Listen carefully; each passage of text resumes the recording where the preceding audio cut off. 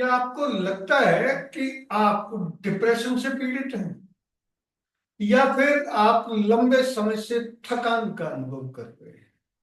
तो दौड़कर अपने चिकित्सक के पास जाने की अपेक्षा सबसे पहले अपने लक्षणों को पहचानें। अवसादग्रस्त यानी डिप्रेशन के शिकार लोगों में आत्मसम्मान में गिरावट, अर्थात उनके यानी डिप्रेस लोगों के आत्मसम्मान में पूरी तरह गिरावट आ जाती है।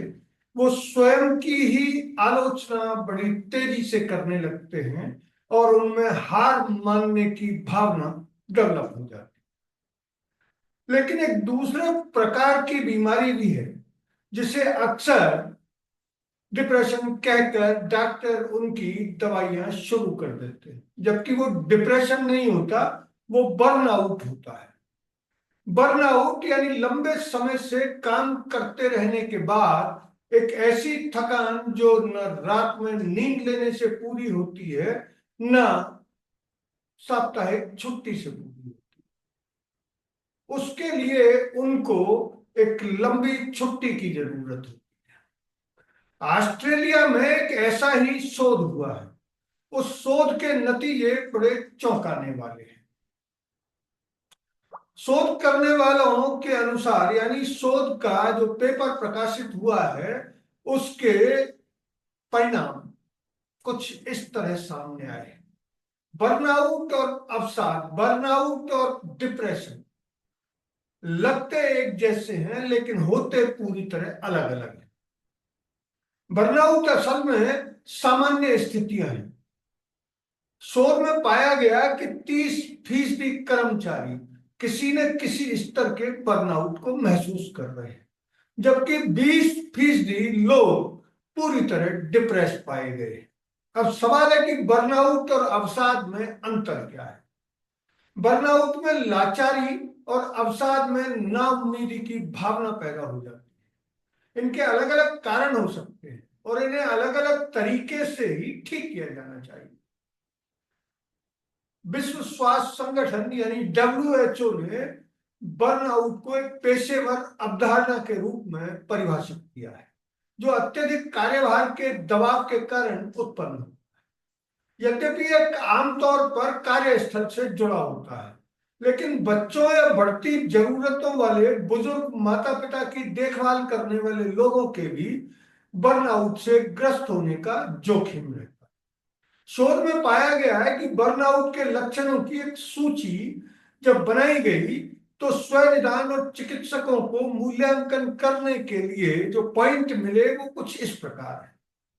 बर्नआउट में प्राथमिक रूप से ब्रेन फॉग, कम एकाग्रता और याददाश्त कमजोर होना है।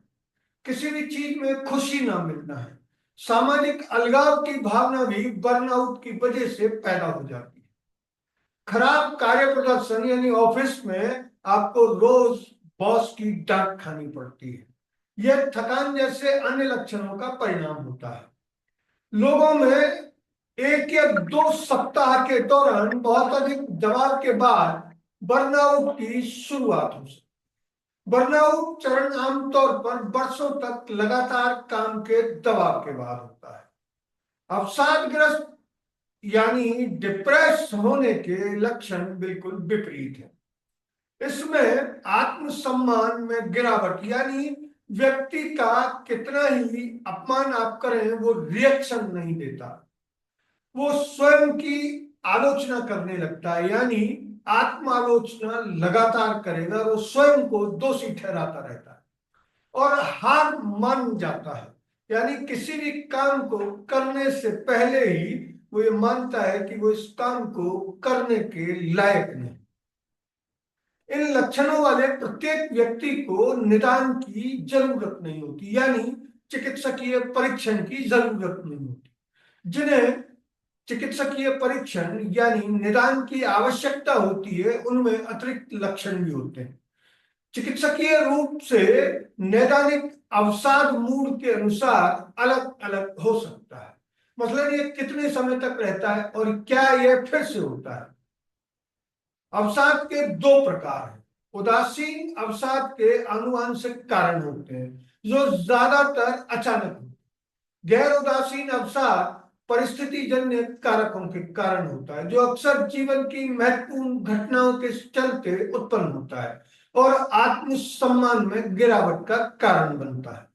जबकि बर्नआउट और उदासीन अवसाद यानी अवसाद या डिप्रेशन का पहला लक्षण, उदासीन अवसाद में कुछ लक्षण समान पाए जाते हैं लेकिन वे सामान्य लक्षण होते हैं, जैसे कि आनंद, ऊर्जा और एकाग्रता कौशल की कमी महसूस करना। बर्नआउट से ग्रस्त व्यक्ति भी ऐसा महसूस करता है और उदासीन अवसाद यानी डिप्रेशन से पीड़ित व्यक्ति भी ऐसा ही महसूस करता है। बर्नआउट और अवसाद के बीच का अंतर तब और स्पष्ट हो जाता है जब हम देखते हैं कि ये क्यों होता है। व्यक्तित्व इसमें खास भूमिका निभाता है। हमारा काम बताता है कि पूर्णतावाद जैसी विशेषता लोगों को बर्नआउट के बहुत अधिक जोखिम में डालती है, लेकिन उनमें डिप्रेस्ड यानी अवसादग्रस्त होने की संभावना कम होती है, क्योंकि वे तनावपूर्ण घटनाओं से बचने और चीजों को नियंत्रण में रखने की प्रवृत्ति रखते हैं। बर्नआउट से पीड़ित लोग आमतौर पर उन मांगों या समय सीमाओं से दबाव महसूस करते हैं जिन्हें वे पूरा नहीं कर पाते। इससे उनमें लाचारगी की भावना पैदा होती है, जबकि डिप्रेशन से पीड़ित लोगों का आत्मसम्मान ही पूरी तरह समाप्त हो जाता है। इसलिए ऐसा होने के बजाय उन्हें लगता है कि वे और उनका भविष्य आशा रहित है। बर्नआउट से निपटने की सबसे प्रमुख रणनीति विश्व स्वास्थ्य संगठन शोध, विश्व संगठन ने भी इस बारे में कुछ डायरेक्शन दे रखे हैं और इस शोध से भी कई नई चीजें सामने आई। इससे निपटने की प्रमुख रणनीति तनाव बढ़ाने वाले कारकों की सबसे पहले पहचान करना। बहुत से लोगों के लिए बर्नआउट का कारण कार्यस्थल होता है और छुट्टी लेने और काम से अलग अपने लिए कुछ समय निर्धारित करने से वे बर्नआउट से उबर सकते हैं। इसके लिए लोगों को डिस्कनेक्ट का अधिकार, उन्हें काम के घंटों के बाद फोन कॉल या ईमेल का जवाब नहीं देना होता है। इससे भी बर्नआउट से निपटने में ठीक सहायता मिल जाती है। बर्नआउट मजबूरी में किए गए काम से जुड़ी असुरक्षा, असमानता के कारण भी हो सकती है। अर्थात अगर आपका बॉस या जो काम आप करते हैं उसमें वो काम करना जो आप नहीं करना चाहते वो भी करना पड़ेगा, या काम से जुड़ी असुरक्षा यानी नौकरी चले जाने या व्यापार खत्म हो जाने जैसी भावना भी इसको बढ़ाती है। इन कारकों को दूर करने में बर्नआउट को रोकने में मदद मिलती है। इन कारकों को दूर करने से बर्नआउट रोकने में पूरी मदद मिलती है। इन लक्षणों से निपटने के लिहाज से व्यायाम, ध्यान और मानसिक सतर्कता सबसे प्रभावी तरीके हैं, जबकि डिप्रेशन से निपटने के लिए व्यायाम, ध्यान, मानसिक सतर्कता और मित्रों के बीच यानी लोगों के बीच ज्यादा से ज्यादा इंटरेक्शन में रहना बेहद आवश्यक है। इस शोध के नतीजे एक चिकित्सकीय पुस्तक में प्रकाशित हुए। ये शोध के नतीजे आपको कहाँ मिलेंगे, इसका लिंक आपको इस वीडियो के डिस्क्रिप्शन में मिल जाएगा।